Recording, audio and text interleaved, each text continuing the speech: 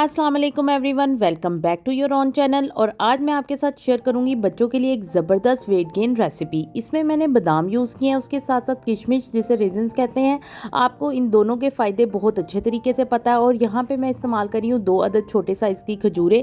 ये मैं एक सर्विंग के लिए पूरा बना रही हूँ, मील तैयार कर रही हूँ, तो आप इसकी क्वान्टिटी को डबल करके इसको स्टोर भी कर सकते हैं। अब इसमें मैंने यहाँ पर खजूरें ऐड करूँगी और खजूरें ऐड करने के बाद मैं यहाँ पर थोड़ा सा पानी ऐड करके इसको 1 से 2 घंटे के लिए छोड़ दूंगी।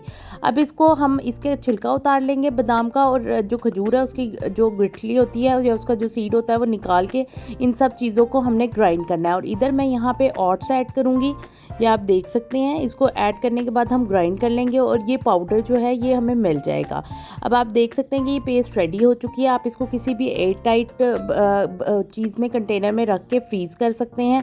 अब यहाँ पे आप कोई भी फ्रूट ले सकते हैं अपनी मर्ज़ी का, उसको मैश करें और उसमें ये जो हमने तैयार किया है एक पेस्ट, आप इसको अच्छे तरीके से इसमें मिक्स करें और मिक्स करने के बाद बच्चे को दें। बच्चा बहुत ही इंजॉय करता है, इससे ब्रेन की डेवलपमेंट बहुत अच्छे से होती है। आप जानते हैं कि जो बादाम है, किशमिश है और जो खजूरें हैं, ये बच्चे की सेहत के साथ साथ उसकी दिमागी सेहत के लिए भी बहुत ज़रूरी है। ये आप देख सकते हैं कितनी स्मूथ सी पेस्ट तैयार होगी है। बच्चा इसको खूब मज़े से खाएगा, इंजॉय करेगा। अब चलते हैं अपनी दूसरी रेसिपी की तरफ। ये भी बहुत ही आसान रेसिपी है। इसमें मैं वेट गेन के लिए ये बहुत ही अहम है, क्योंकि जो साबूदाना है, साबूदाना बहुत ही इंपॉर्टेंट होता है वेट गेन के लिए। ये बच्चे की डाइट में आप ज़रूर शामिल करें, क्योंकि ये आपकी गट की हेल्थ के साथ साथ बच्चे को सेहत में भी अच्छा करता है। चिया सीड इस्तेमाल कर रही हूँ। चिया सीड भी फाइबर से भरपूर होते हैं। इसके अलावा इसमें बेशुमार जिंक होता है, तो आप इसको डाइट का हिस्सा बनाने के लिए इसको थोड़ा सा 1 चुटकी या 2 चुटकी डाल सकते हैं। अब इसको भी हम इसमें पानी ऐड करेंगे और इसको थोड़ी देर के लिए रख देंगे, ताकि जो इसमें साबूदाना है, साबूदाना की एक क्रिस्टल फॉर्म हमें मिल जाए। जब आप इसको भिगोते हैं तो ये थोड़ी देर बाद अपनी क्रिस्टल फॉर्म में आ जाती है। तो आप इसको थोड़ी देर के लिए रखेंगे और मैंने इसको तकरीबन 1 आवर के लिए छोड़ दिया। और अब आप देख सकते हैं कि जो साबूदाना है उसका साइज़ जो है वो डबल होता जा रहा है।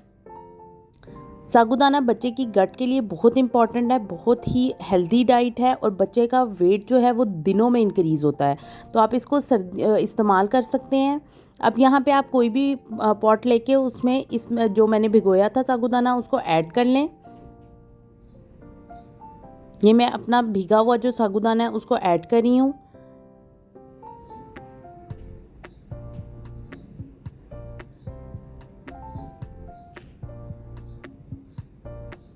अब आप इसके साथ साथ यहाँ पे ऐड करेंगे शुगर। अब मैंने थोड़ा सा इसको ड्राई कर दिया, जो इसके अंदर एक्सेस वाटर था उसको मैं थोड़ा सा ड्राई कर लूँगी। और यहाँ पे हमने मिल्क ऐड कर दिया है। अब आपने इसको बहुत ही लाइट फ्लेम में पकाना है, क्योंकि इससे एकदम ही, अगर आप इसको हाई फ्लेम पे बनाएंगे तो वो फुली एकदम ही बन जाएगा। लेकिन आपने इसको बिल्कुल लो फ्लेम में बनाना है, ताकि जो इसके क्रिस्टल हैं वो प्रॉपर बन जाए।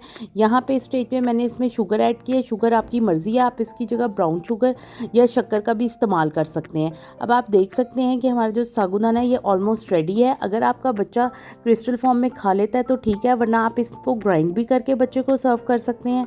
ये मेरा साबूदाना ऑलमोस्ट रेडी है। इसको आप ठंडा करें, बच्चे बहुत इंजॉय करके खाते हैं, स्पेशली इसके टेक्सचर की वजह से कि वो बच्चे उसको इंजॉय करते हैं। ये मेरा मज़ेदार सा साबूदाना खीर जो है वो रेडी हो चुकी है और इसको मैं ठंडा करके बच्चों को सर्व करूँगी। उम्मीद करती हूँ कि आपको मेरी ये रेसिपीज़ पसंद आई होंगी। लाइक करें, सब्सक्राइब।